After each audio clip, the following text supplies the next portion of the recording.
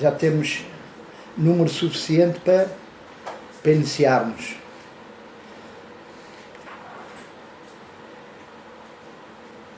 Há para ali alguém que está ali a tentar.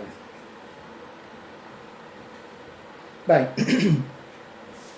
hoje, a pedido de várias famílias, vamos ver se vamos fazer o tal relaxamento que foi prometido a semana passada, mas por motivos da matéria que estávamos a tratar, que era sobre a alimentação. O tema correu para aí, e portanto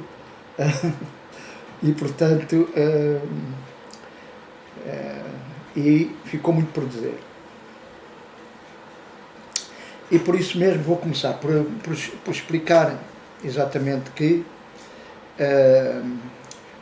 a próxima aula, que vai ser a aula presencial, que vai ser próximo domingo, e portanto domingo de Carnaval, é uma chatice, mas pronto, vai ter um conteúdo muito extenso, está muito carregado.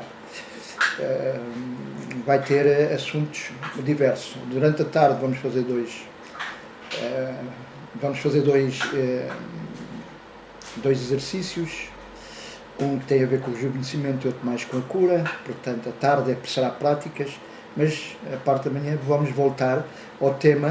A primeira hora, as primeiras 2 horas, vamos voltar ao tema da alimentação, do lixo nas nossas células. Aliás, que é o componente mais importante neste meu conceito de rejuvenescimento, mais importante no contexto da alimentação, para efetivamente se conseguir um rejuvenescimento e também uma saúde mais integral. Eu tenho estado a publicar todos os dias no Guru sobre esses conceitos, que são recentes, mas que nos trouxeram, são conceitos recentes da ciência, mas que trouxeram já muita explicação para os processos de libertação da célula, de como é que as células conseguem, por elas mesmas, libertarem-se do lixo, portanto, das toxinas. Em naturopatia chamamos de toxémias, das toxémias que vamos acumulando. E, portanto, isso é extenso. Penso que o que eu estou a publicar é só uma publicação por dia. Aquilo vai demorar ainda muito tempo. E acho que presencial vou desenvolver aquilo. O segundo tópico que penso que é importante vai começar por ser o das crenças, em que tive a acabar.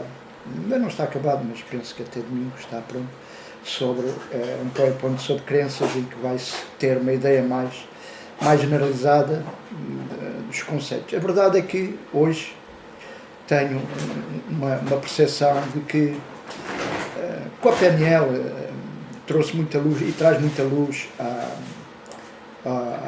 à ideia de que as crenças, sejam elas quais forem, dão significado à realidade da pessoa. Mas, como eu já expliquei, há por trás uma crença geralmente raiz.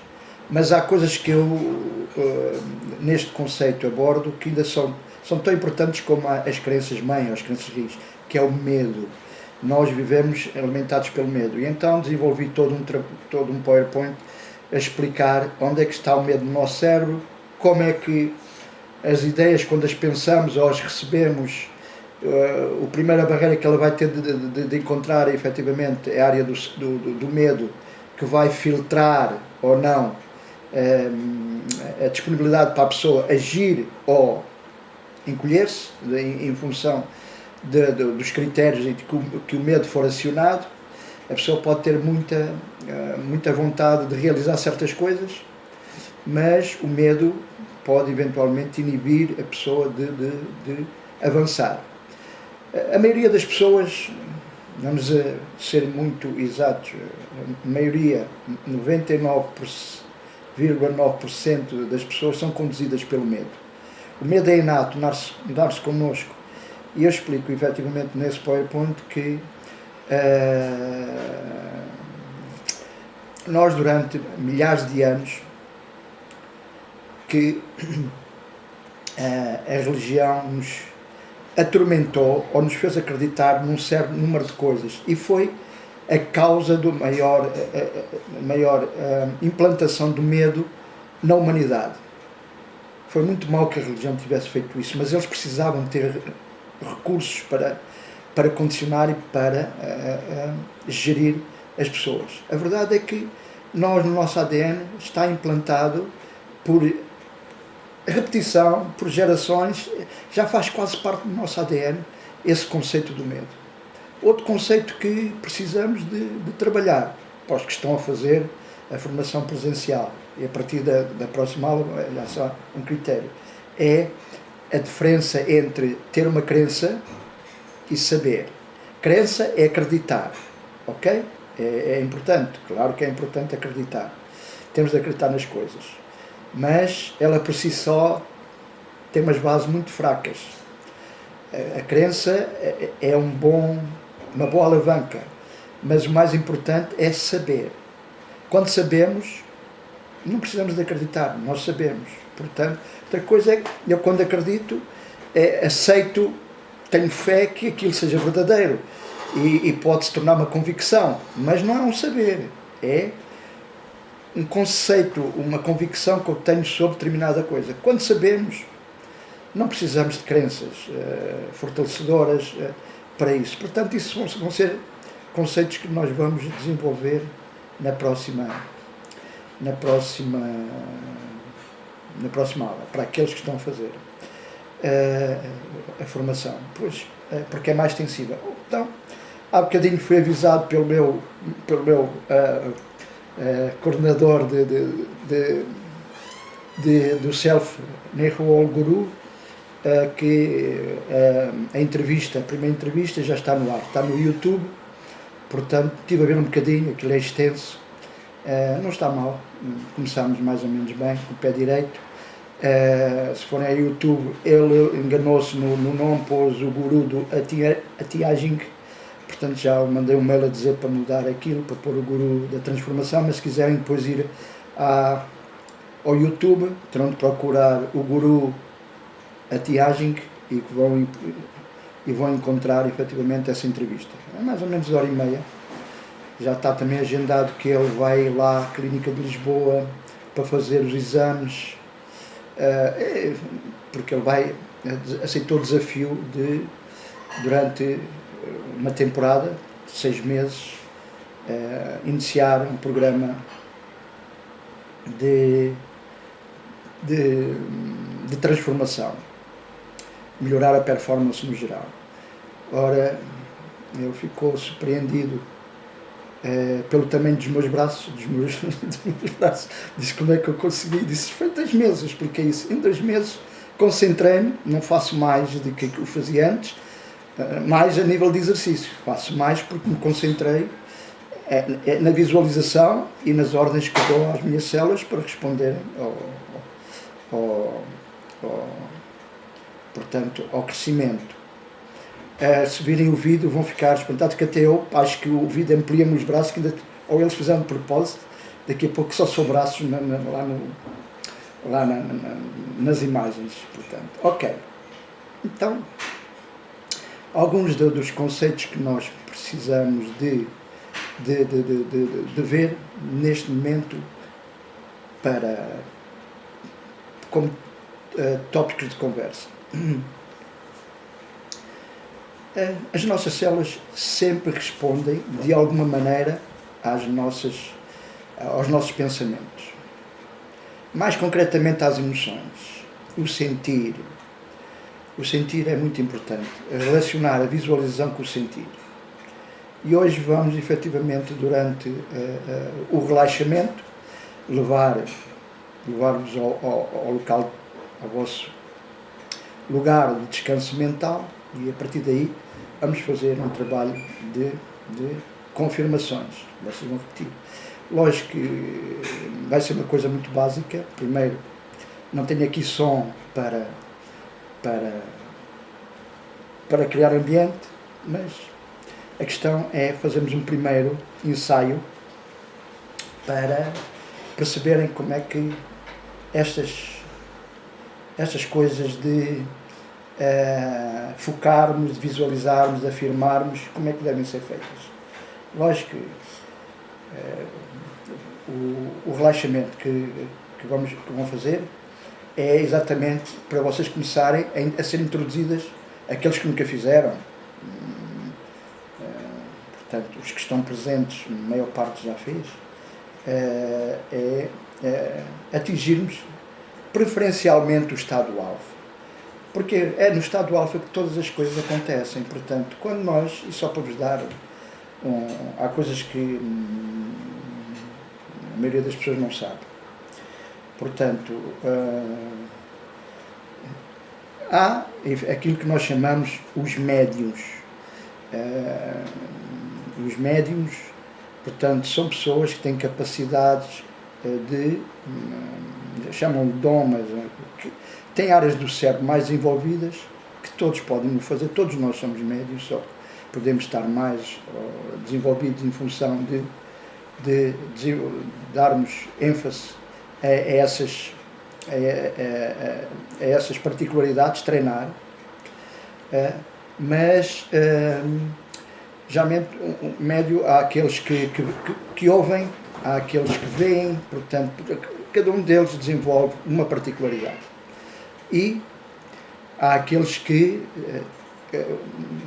são médios de incorporação, que geralmente captam, portanto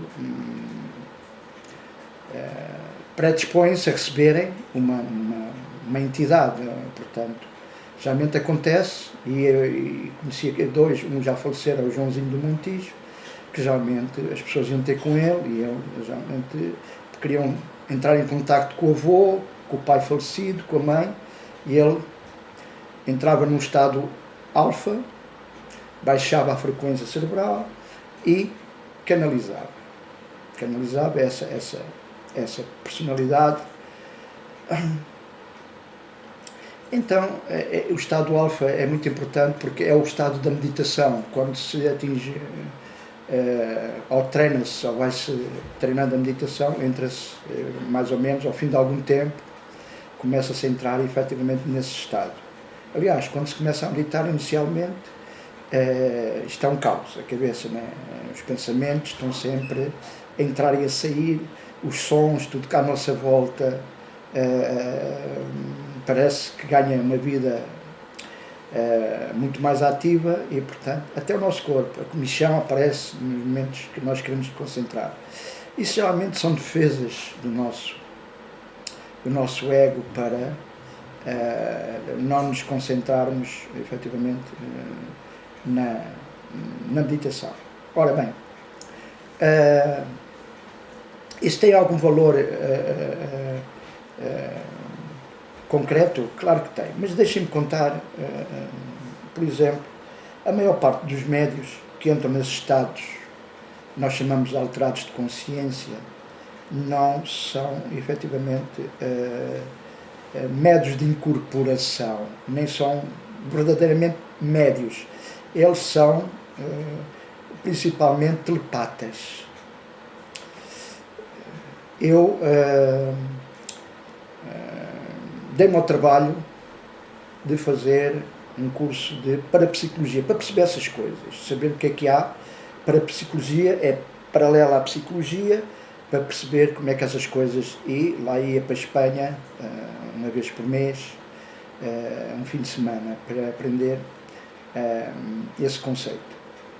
É verdade, na parapsicologia estuda-se os fenómenos, aqueles fenómenos que a psicologia e outras áreas não querem abordar. Uma das áreas que mais se estuda na parapsicologia é a fenomenologia. A fenomenologia é tentar explicar aquilo que geralmente chamamos um fenómeno. Mas o primeiro conceito que se aprende na parapsicologia ou na fenomenologia, nessa cadeira, é que o único fenómeno é a nossa ignorância, porque se as coisas estão a acontecer tem de ter sempre uma explicação. lógico que se nós, como um cientista que só acha que aquilo que é científico e se, é que é explicável, e se aquilo não se enquadra dentro dos parâmetros de ciência dele, lógico que ele vai dizer que não, aquilo não tem explicação e tampouco está a acontecer. Provavelmente até será mesmo que rechaça essa possibilidade. Mas a fenomenologia é um facto. E geralmente essas pessoas que fazem esse género de trabalho,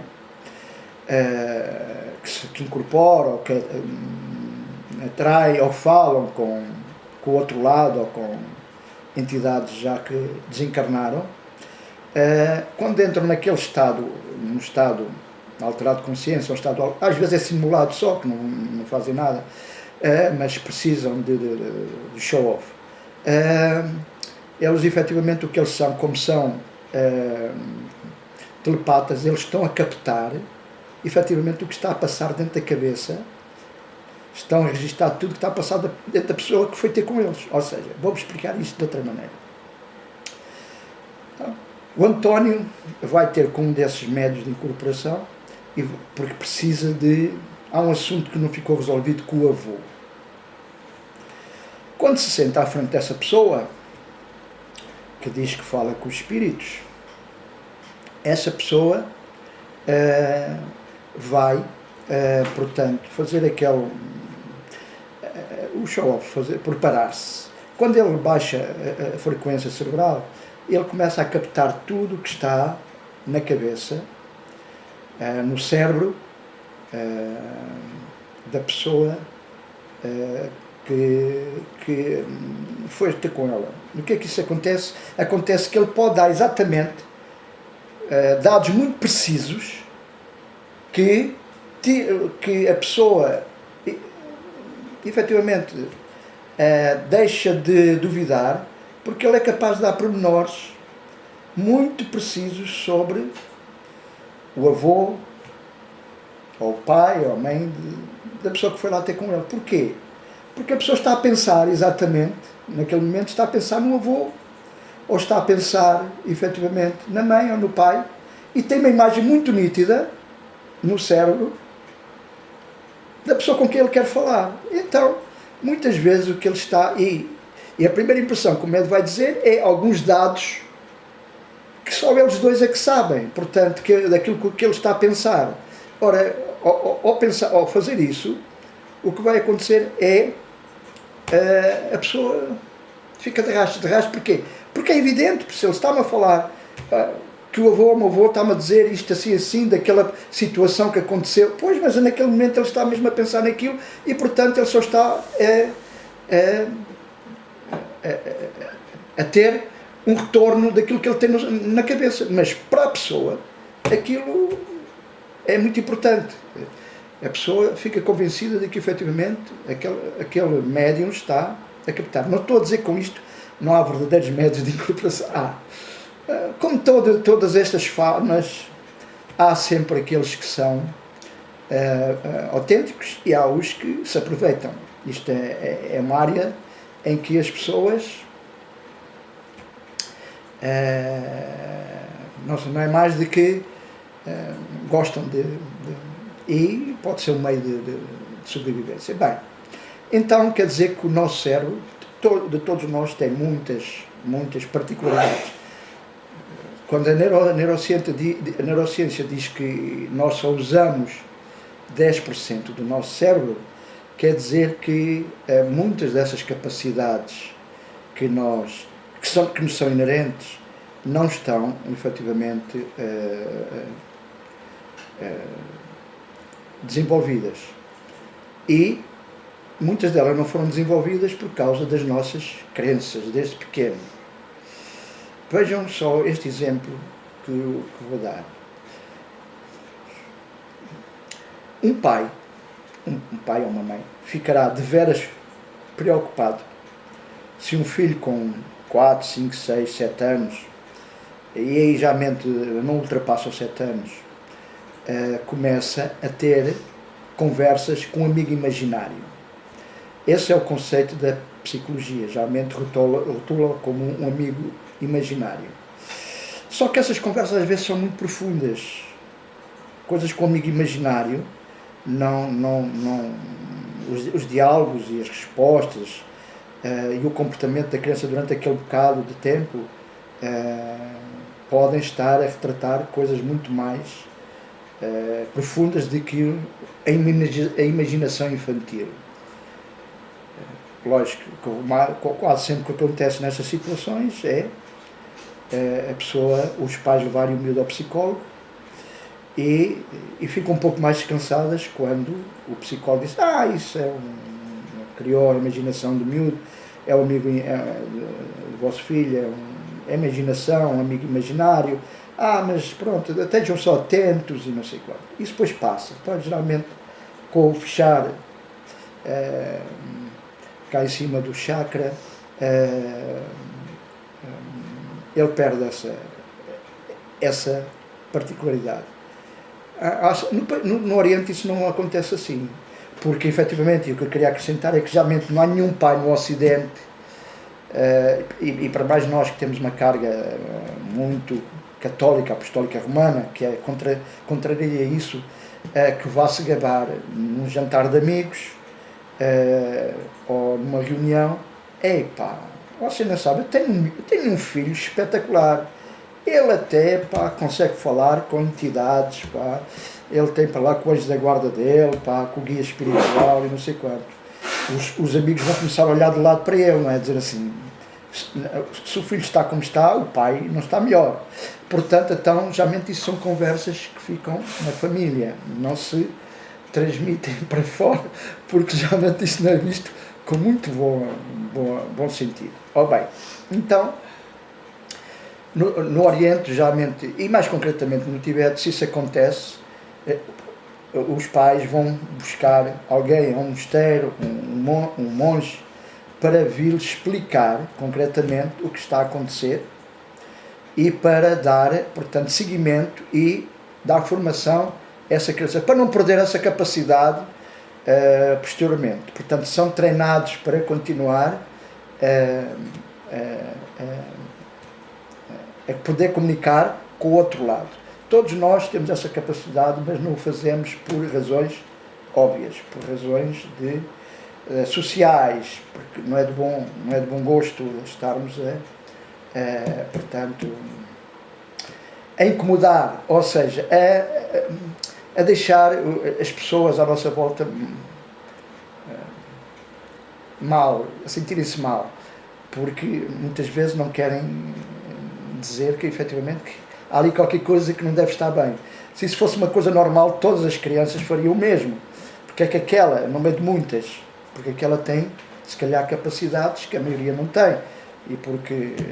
E quase todos os médios, quando é assim, quando começam assim, em criança, depois, esses são os verdadeiros médios que no futuro, quando tornam-se homens, fazem disso praticamente profissão. Eu contactei alguns e portanto, vi que alguns eram charlatões e outros eram. Há muitos anos, eu aqui na Clínica do Barreiro trabalhava muito com regressões a vidas passadas e metia-se pelo meio quase sempre, acabava por detectar que havia obsessores ou encostos. E então pus no jornal que precisava para o trabalho, para entrevista, médiuns que quisessem dar apoio ao meu trabalho. Apareceram uns 4 ou 5, um até veio de táxi de Lisboa, a propósito, e ficou à espera para falar comigo, e eu, depois de o entrevistar, perguntei-lhe que ele só ia colaborar comigo se me deixasse, portanto, que eu hipnotizasse primeiro. E todos eles recusaram. Que se deixassem dizer: mas qual é o problema? Não, isso não. Disse: pois, mas você quando trabalhar comigo, vai trabalhar com pessoas hipnotizadas, você só vai ajudar a me orientar para eu saber para onde é que hei de conduzir, portanto, a entidade. Recusaram-se. Então, entretanto, posteriormente, passados uns dias, apareceu um indivíduo que disse que tinha lido, mas não tinha tido a oportunidade. Então, portanto, sim senhor, pode e tal, mas depois me disse: está bem, se você aceita, portanto, ser hipnotizado, até não vou fazer, eu só queria era para experimentar e tal. Então começou lá a trabalhar na clínica e depois vi que na mesma era uma farsa. porque começou a tentar aproveitar-se das pessoas, pedir dinheiro, porque ele depois lá benzia a água e queria dinheiro pela água que ele benzia e mais não sei quanto. Isso depois as pessoas me contaram e depois acabámos com isso. Eu quero dizer que tenho um pouco à vontade com esse mundo. E isto só começou essa conversa para eu dizer que o estado alfa permite-nos nós entrar no estado alfa, que é logo o segundo estado. O primeiro é o delta, quando estamos vigilantes, em que a nossa frequência cerebral vai para cima de 14 ciclos por segundo, e o estado alfa é de 14 a 7. O que quer dizer, o estado depois teta é de 7 a 3, e o delta, portanto, é o mais baixo, que pode ir a quase frequência nenhuma, a um ciclo por segundo. Estamos num sono profundo, como pode estar, efetivamente, num estado, portanto, hipnotizado, quase ao mesmo nível. Ok. Então, só para perceberem que, sempre que quiserem fazer afirmações, devem as memorizar, como vamos fazer hoje, devem as memorizar. Primeiro acalmar, não estar só a dizer as afirmações seguidas, assim, de rajada, de metralhadora, e depois sem primeiro, portanto, acalmar. Se tiverem 2 ou 3 afirmações, nós vamos fazer 2 ou 3 só, mas vamos ver como é que ela deve ser feita, e vou explicar durante o processo, para tirarmos mais partido disso. Como eu não paro de pensar sobre estes conceitos, hoje na minha caminhada, portanto, quase sempre levo uma intenção para quando vou caminhar, pensar, fazer umas afirmações, e quase sempre o que acontece é que começo a falar comigo próprio, ou eu a falar comigo e a explicar-me certas coisas. E hoje percebi, já que tinha estado a escrever sobre o saber, percebi que efetivamente tenho de juntar às afirmações mais uma palavra, portanto, que é importante, que é eu sei. Porque quando fazemos essa afirmação do eu sei, não pomos dúvida, não precisamos de crença, sabemos. Isso é importante. Já vou incorporar essa frase no assunto. Ok.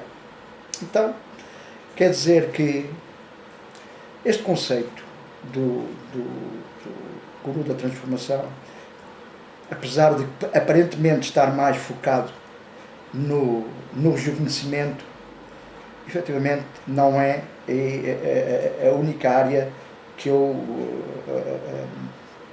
tento partilhar com vocês. É o curar, o eliminarmos patologias, doenças, porque hoje quase ninguém está, portanto, segundo os avisos da Organização Mundial de Saúde, está livre de contrair alguma doença, daquelas ditas da civilização. Como é que é isso? Olha, ainda não há poucos anos, a Organização Mundial de Saúde veio proclamar ao mundo que 1 em cada 3 pessoas havia de contrair câncer em alguma fase da vida dela. Depois disso veio dizer que 2 em cada uma pessoa havia de contrair câncer. Mas só diz que as pessoas haviam de contrair câncer, não diz como curá-lo. E acrescentou que 40% da população tinha hipertensão. Mais uns 30% ou 40%, os números já foram há muito tempo, tinha, portanto, colesterol. Numa percentagem de 30%, também 40% tinha, quando as pessoas não têm estes problemas todos juntos, ou alguns deles, mais do que um, diabética. Só nos dá números. O que é que isso faz? Medo. Cria no medo, nas pessoas, o vitimismo, que ele, de alguma altura da vida deles, se acontecer, olha, azar. Não dizem como é que podemos, portanto, ultrapassar isso. Efetivamente, essa é que devia ser, mas isso não está dentro do enquadramento de nenhuma organização, e muito menos a Organização Mundial de Saúde, anunciar quais serão as medidas básicas e mínimas. Isso chama-se medicina preventiva. Os orçamentos para a medicina preventiva são muito pequeninos, muito baixos, tirando a vacinação, pouca mais medicina preventiva se faz, e portanto porque não pode estragar o negócio dos lobbies farmacêuticos. Ok, então isso quer dizer que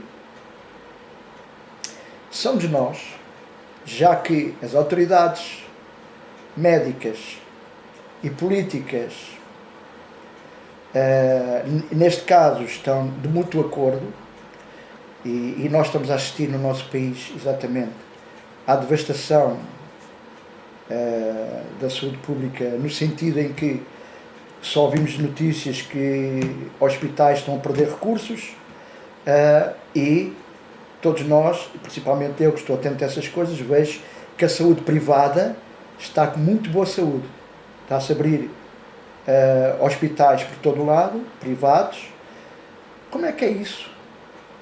Quando os hospitais públicos cada vez têm menos recursos, menos médicos, que agora temos visto, ultimamente, enfermeiros e médicos cada vez escasseiam, serviços que são fechados constantemente, filas de espera quase de anos para uma cirurgia ou qualquer coisa assim, e quando se vai ao privado, desde que se tenha dinheiro ou se tenha um seguro que cubra efetivamente, a gente em poucos dias resolve aquela situação. Não ganhou saúde, resolve a situação. Ganhar saúde é um processo de autocura. Quando resolve-se uma situação de doença, o que está a dizer é que, de alguma maneira, com os recursos que a medicina oficial nos apresenta, permite, efetivamente, gerir essa patologia. Portanto, se for com medicação, efetivamente, encobre. O processo evolutivo não para. Se for com cirurgia, atamanca, mas desequilibra também o corpo. Eu hoje publiquei vários livros, que geralmente tenho num PowerPoint que passo lá na escola, que o título chama-se Alimentação e Reumatismo, vários livros de alguns autores, quase todos eles médicos. Só publiquei a capa e, portanto, um resumo, portanto, do conteúdo, em que uma delas, portanto, o título é O que os médicos não querem que você saiba.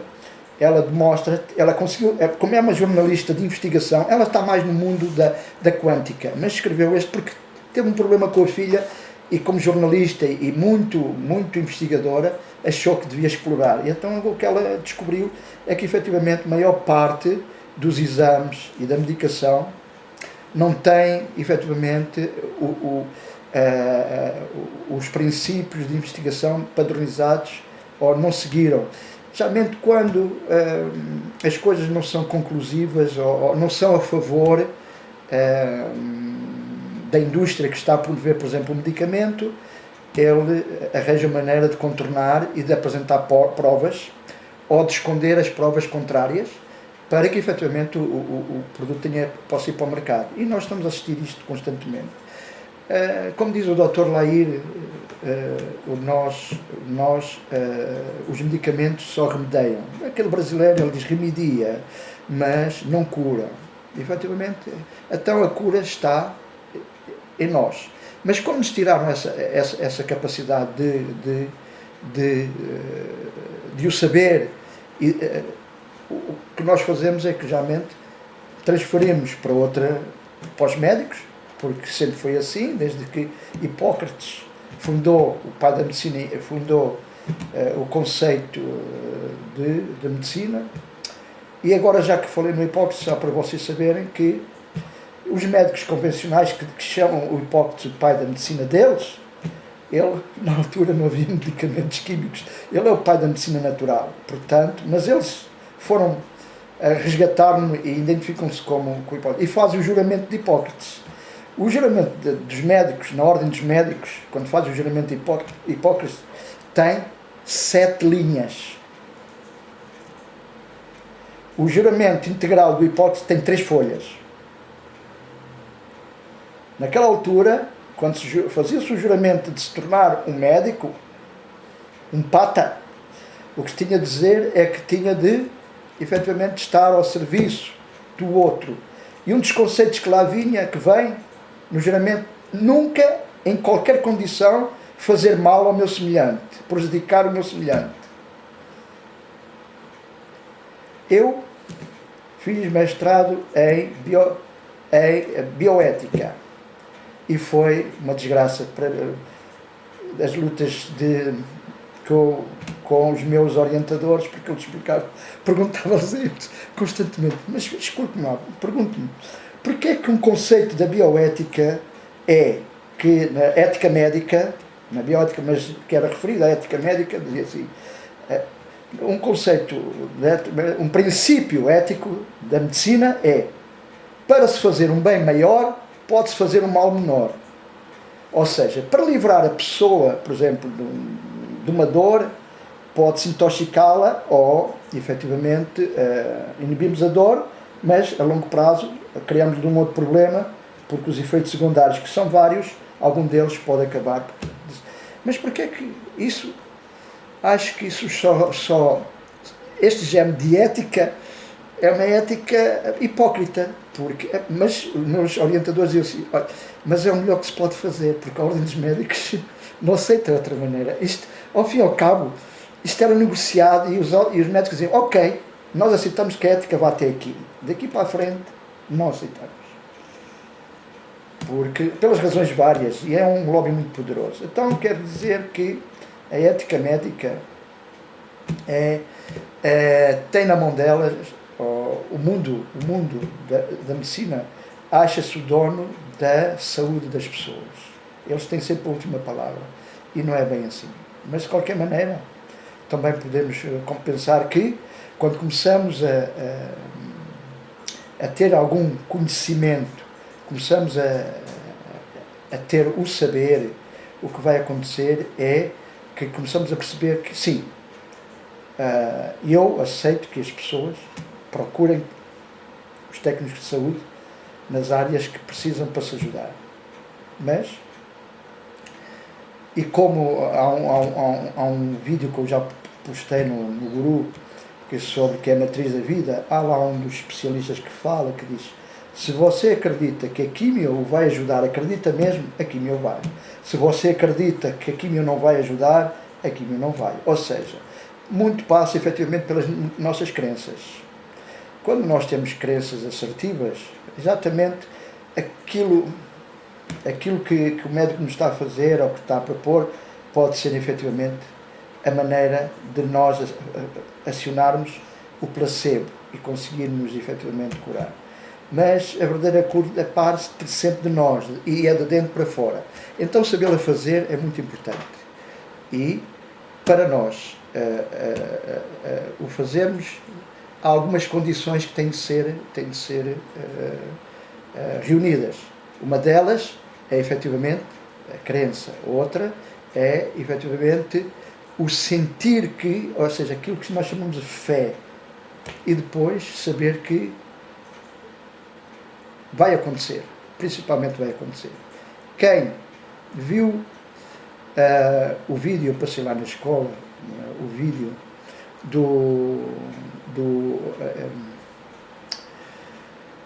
o vídeo chama-se A Ciência dos Milagres, não estou a lembrar agora o nome do autor, em que ele fala sobre o ADN, eu por acaso vou voltar a passar isto agora no domingo, mas sobre o ADN, mas também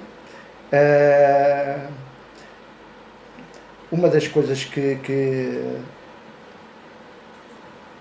na matriz da vida, mas quando ele estava a falar do ADN, ele fala efetivamente que o ADN, o nosso ADN, veja, eles fazem 3 experiências, eu acho que já expliquei aqui, mas só para relembrarmos. Portanto, eles põem, criam um vácuo dentro de um copo, de um utensílio, os fotões ficam todos, portanto, desordenados, eles põem o ADN de uma pessoa lá dentro, um bocadinho de ADN, e os fotões voltam outra vez a ficarem alinhados. Depois, numa outra experiência, eh, o ADN, portanto, da pessoa foi posta dentro do objeto de observação e afastaram a pessoa 300 metros. E quando a pessoa criava uma emoção nela, o ADN crescia. E quando uma emoção positiva, quando criava uma emoção negativa, o ADN encolhia. Então isso é demonstrativo de que o nosso ADN não só interage com tudo que está à nossa volta, porque senão o ADN nunca podia reorganizar os eletrões que estavam descoordenados. Qual era a influência que ele podia ter, a não ser que, ao fim e ao cabo, tudo está ligado. No fundo, neste planeta, tudo está ligado. E isso é importante, quando temos essa consciência, perceber que eu posso, efetivamente, conduzir a minha soberania para onde eu quiser.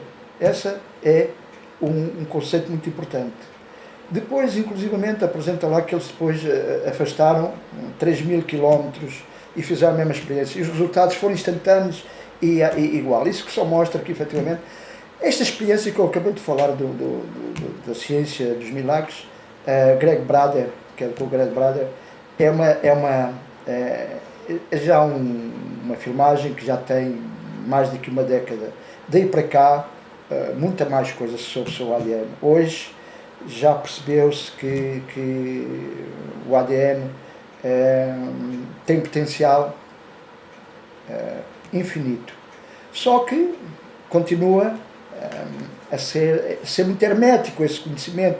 Aliás, os cientistas têm dificuldade em expor isso aos seus pares, porque, lógico, como não podem provar ainda, podem provar de algumas maneiras, mas eles querem provar cientificamente. Por exemplo, pode-se provar pela teoria das evidências.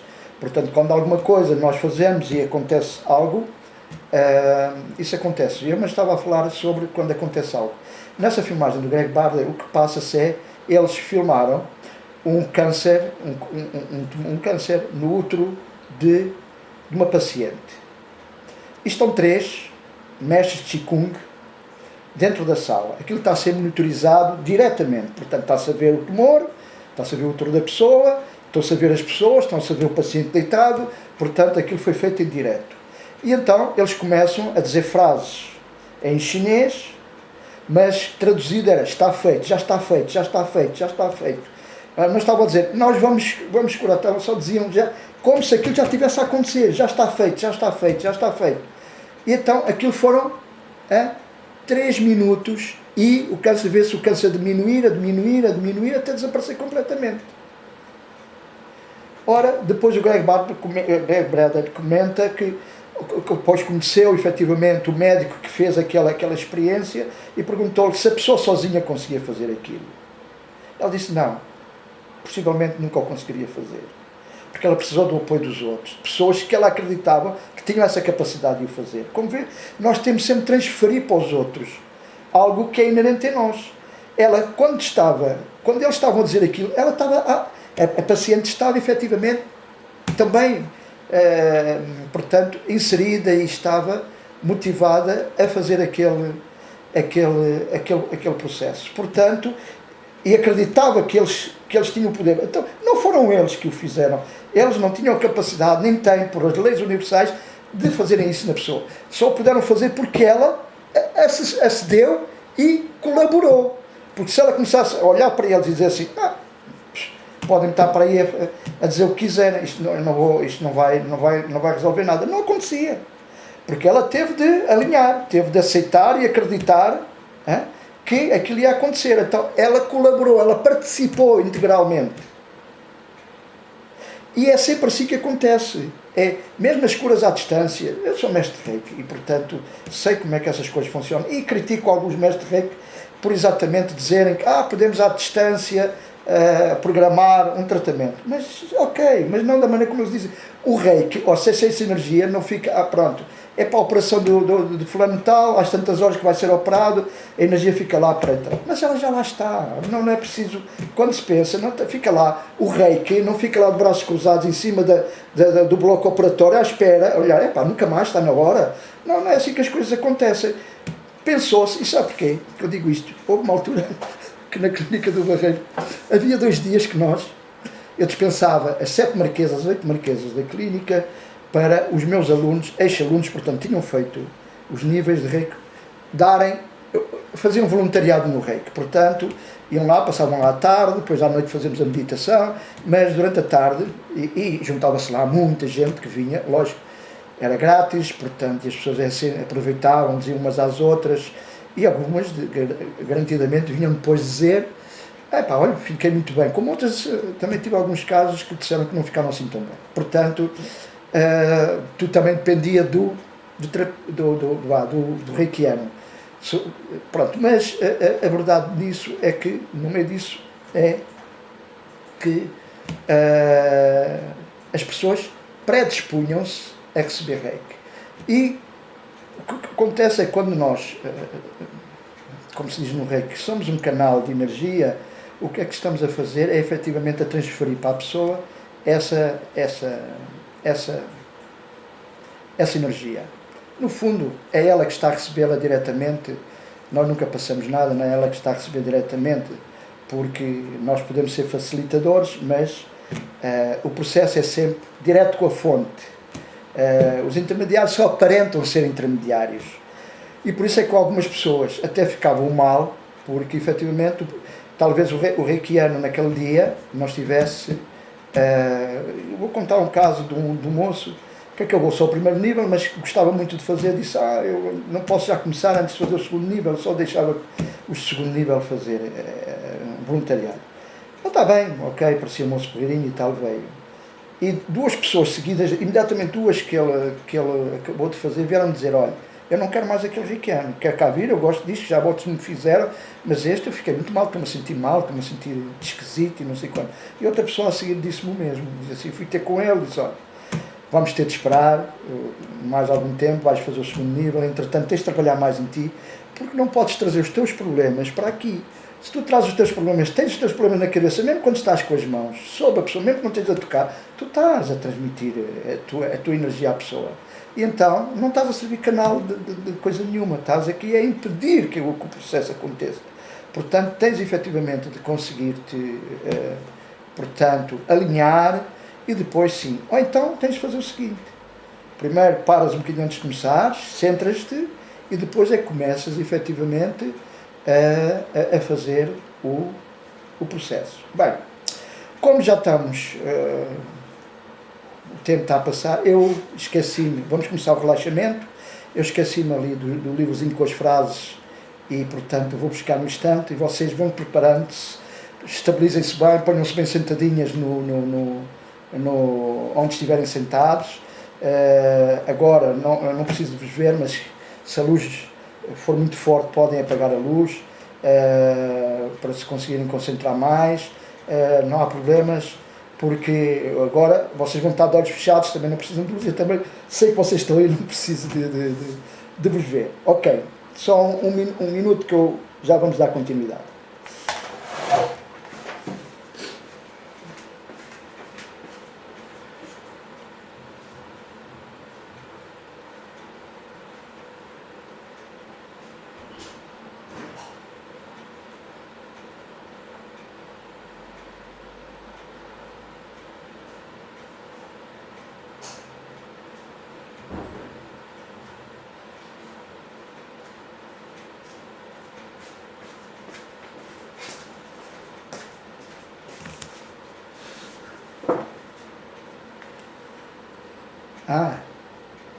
A Paula ainda se lembrou de chegar.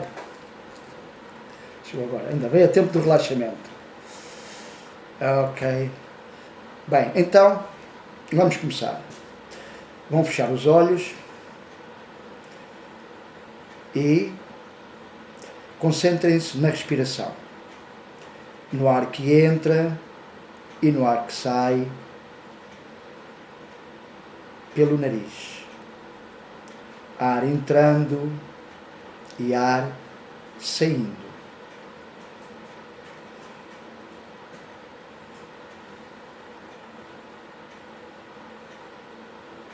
Espero que não esteja ninguém a conduzir, porque há aqui uma imagem, quando não tenho imagem, que pode, outra vez, era a Tavares, que estava a conduzir e estava a ouvir. Se estiver a conduzir, se for a Tavares, numa que eu tenho aqui uma imagem que está, portanto não aparece figura, é melhor não fazer isto enquanto estiver a conduzir, porque isso vai ter um final infeliz. Portanto, ao parar o carro, ok, bem, é só para... Vamos lá então.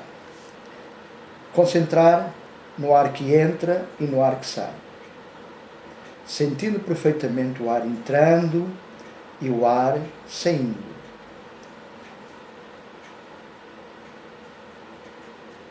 Tendo perfeita consciência da sua respiração.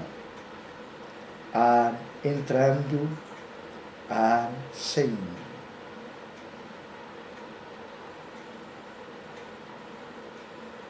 Agora, mentalmente, e só mentalmente, concentre a sua atenção nos seus pés. Solte, relaxe e descontraia os dedos dos pés. Solte, relaxe e descontraia todos os músculos dos pés. Solte, relaxe e descontraia os músculos da barriga das pernas. Solte, relaxe e descontraia os músculos das canelas. Solte, relaxe e descontraia todos os músculos das pernas, da área superior das pernas, dos quadríceps e quadris. Solte, relaxe e descontraia os músculos da cintura. Solte, relaxe e descontraia todos os músculos das costas e do peito. Solte, relaxe e descontraia todos os músculos do pescoço. Solte, relaxe e descontraia todos os músculos dos ombros, trapézios, ombros, braços, antebraços, mãos e dedos. Solte, relaxe e descontraia todos os músculos do rosto, o queixo, os maxilares, as faces, o nariz, as pálpebras, a testa, orelhas e couro cabeludo.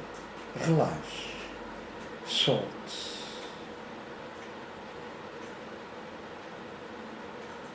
Eu vou contar de 5 para 1. E a cada número contado você vai se sentir a relaxar mais e mais profundamente. 5, 4, 3, 2, 1. Relaxe. Agora a sua respiração vai começar a ficar mais calma, mais tranquila e espaçada.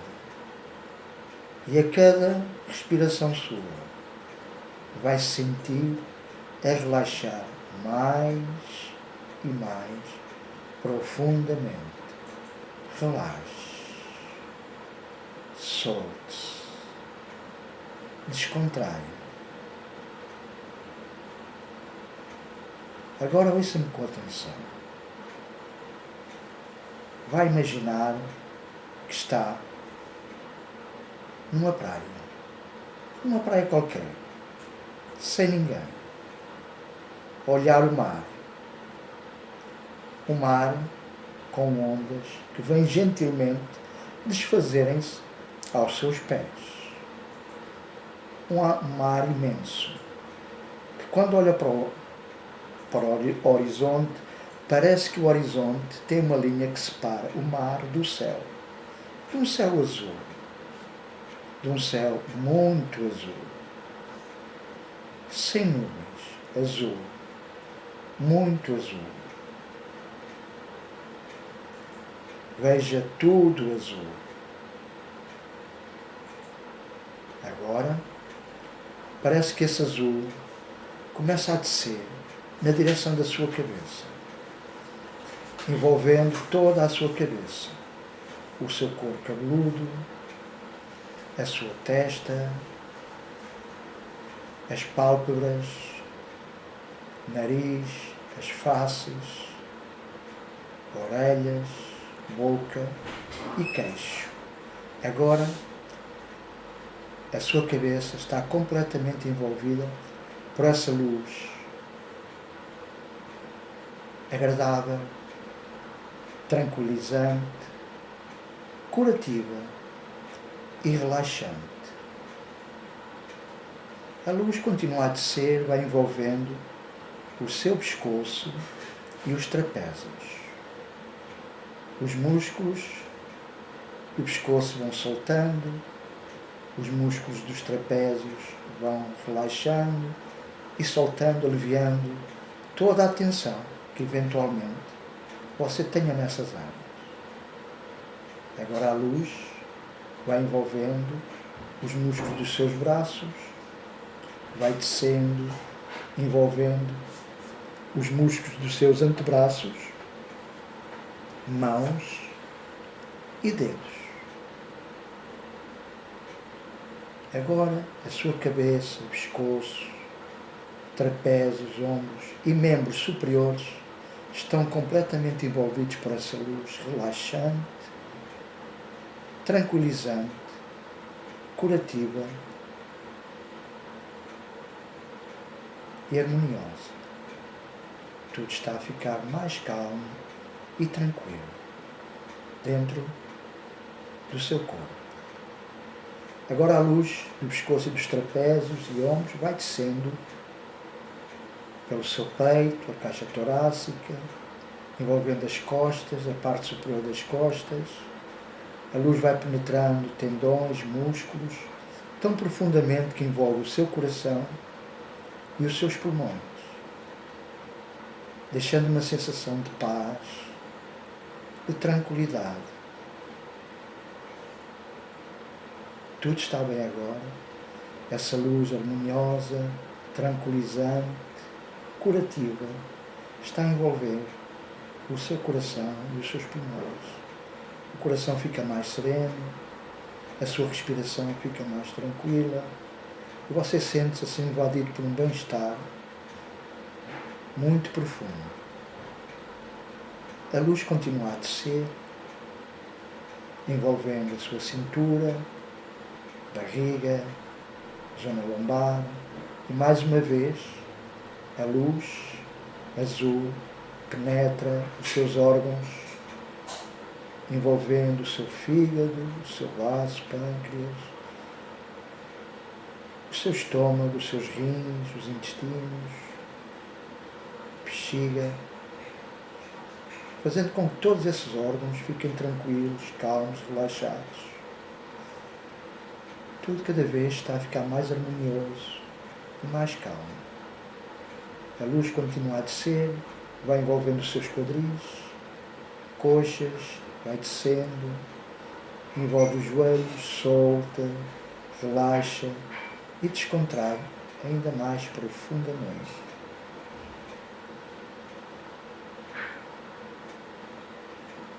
Agora a luz vai descendo pela barriga das pernas, pelas canelas,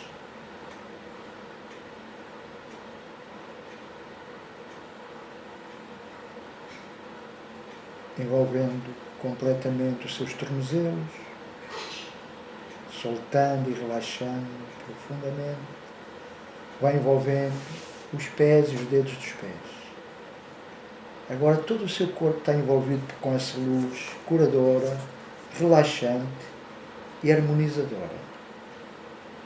Tudo está calmo, tudo está tranquilo, tudo está em paz. Muita paz.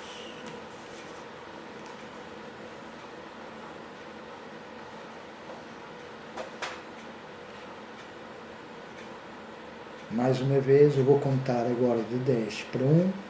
Quando chegar a 1, você ainda estará muito mais profundo, muito mais relaxado, muito mais tranquilo,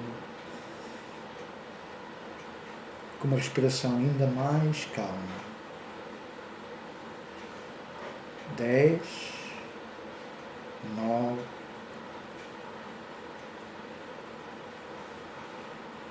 8, relaxando, 7, 6, 5, mais profundo, relaxando, 4, 3, 2, 1, relaxando mais profundamente, mais profundamente.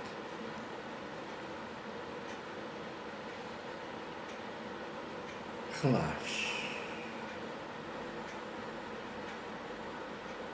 Agora, você mentalmente vai se deslocar até o seu lugar de descanso mental. O lugar de descanso mental é um lugar que pode existir na realidade ou pode ser imaginado. Pode ser uma praia, um campo, um jardim, uma montanha, um edifício, um templo, um lugar em sua casa. Não é importante. O que é importante é a sensação que esse lugar lhe transmite. Um lugar onde você se sinta bem, protegido, calmo, defendido. Um lugar que lhe transmite muita paz e serenidade interior. Um lugar para onde você poderá sempre ir, sempre que precisar, refletir, autocurar-se, rejuvenescer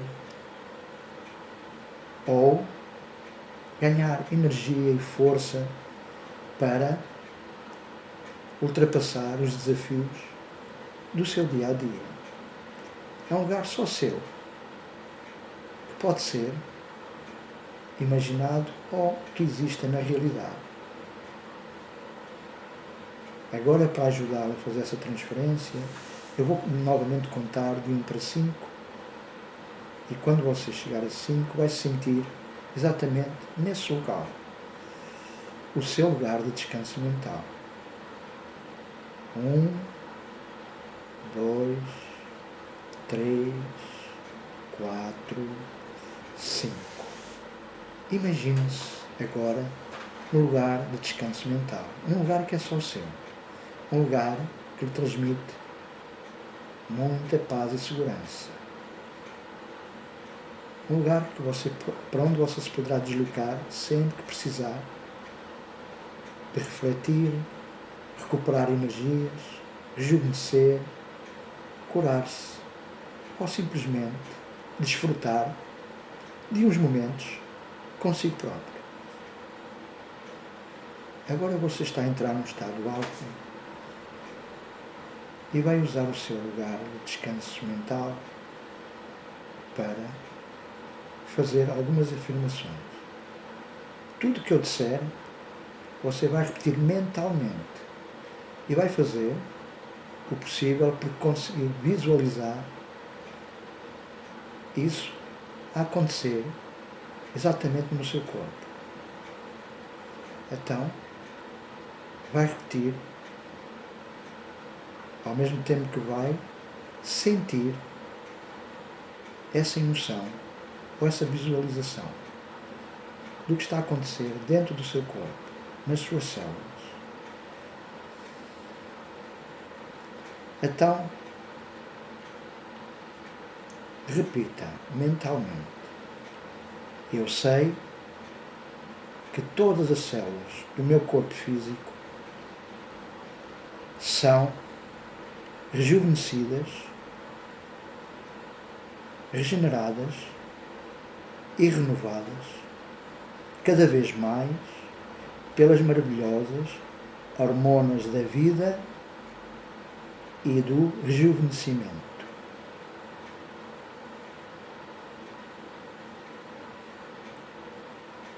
Vou repetir. Eu sei que todas as células do meu corpo físico são rejuvenescidas cada vez mais pelas maravilhosas hormonas da vida e do rejuvenescimento.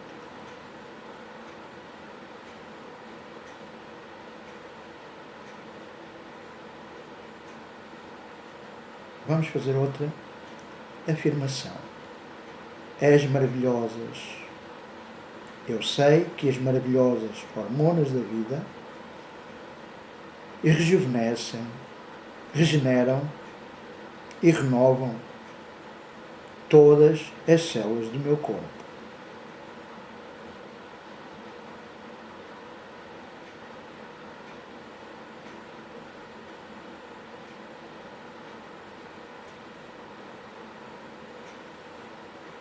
Outra afirmação.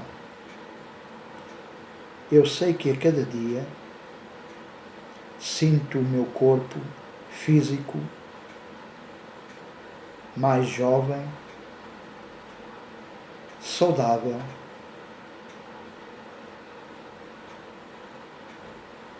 revitalizado e regenerado. Isso é maravilhoso.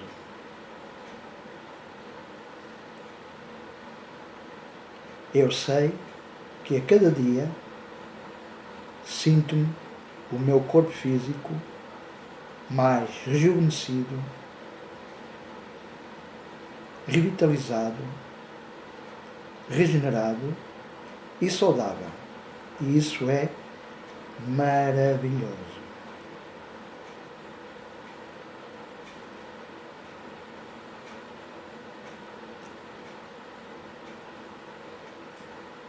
Eu sei que as hormonas da vida e do rejuvenescimento são segregadas nas minhas células físicas abundantemente. Isso é fantástico. Eu sei que as hormonas da vida e do rejuvenescimento são segregadas nas minhas células físicas abundantemente. Isso é fantástico.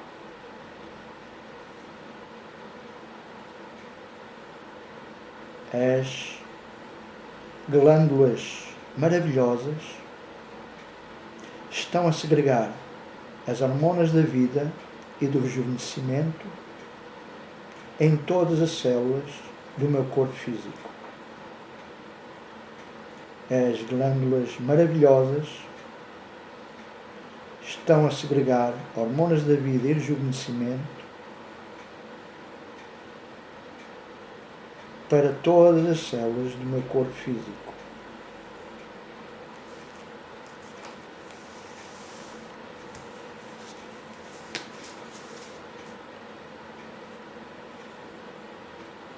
Os telómeros das células do meu corpo físico estão a ser rejuvenescidos, alongados e renovados pela telomerase e outras hormonas da vida.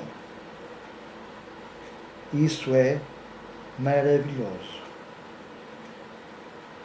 Os telómeros das células do meu corpo estão a ser rejuvenescidos, alongados e renovados pela telomerase e outras hormonas da vida. Isso é maravilhoso. Os telómeros das células do meu corpo físico estão a ser rejuvenescidos, alongados e renovados pela telomerase e outras hormonas da vida. Isso é maravilhoso.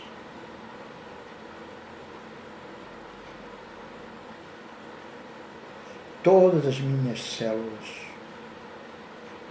todas as células do meu corpo físico estão a rejuvenescer e a renovar. As glândulas da vida estão a segregar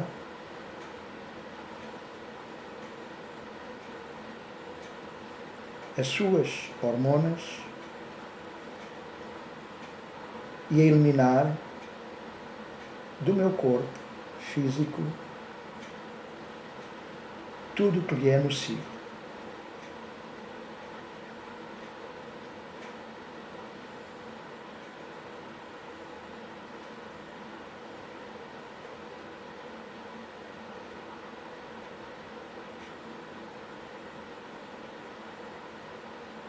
Eu decreto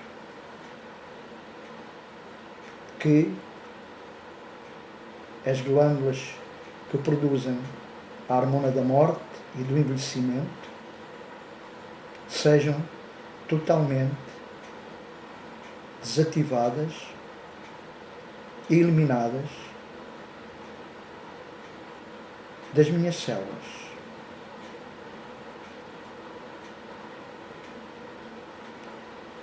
Agora, ainda que eu não saiba como. Mas assim eu quero que seja, e assim será.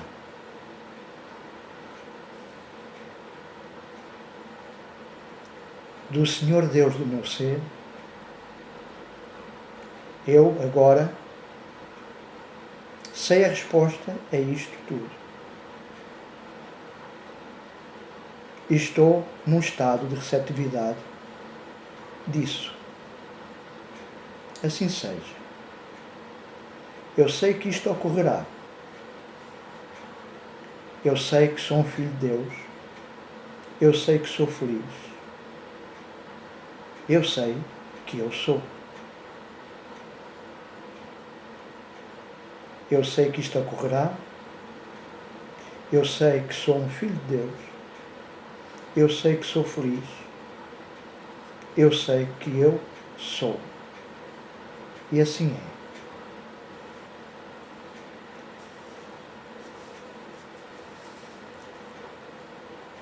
Agora, vou deixá-lo por uns momentos, aproveitando e visualize as suas células a se revigorarem, uma sensação, uma emoção de alegria, de poder, de força, a envolver todo o seu corpo, dentro do seu corpo,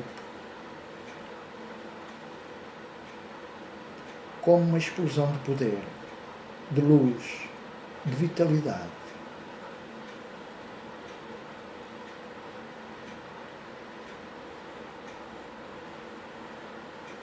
Ok? Agora eu vou contar de 1 para 5 e a cada número contado você vai voltando ao aqui e agora. 1, o corpo ainda está pesado. 2, o peso ou qualquer outra sensação vai desaparecendo.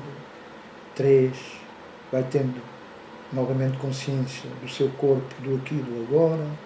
4, vai mexendo os dedos das mãos, os dedos dos pés. 5, vai abrindo os olhos e volta para aqui e para o agora, para este espaço que é só seu, que só pode ser ocupado por si, por mais nada nem mais ninguém. Ok, pode-se ir espreguiçando e voltando a esta realidade. Ok.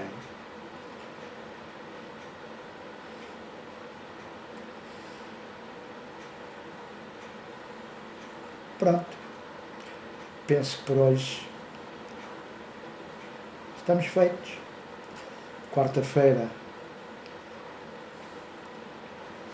voltamos a nos encontrar. Para alguns será no próximo domingo. Ok, uma noite feliz. E para a próxima quarta-feira quero ver toda a gente mais nova, mais jovem. Então, boa noite.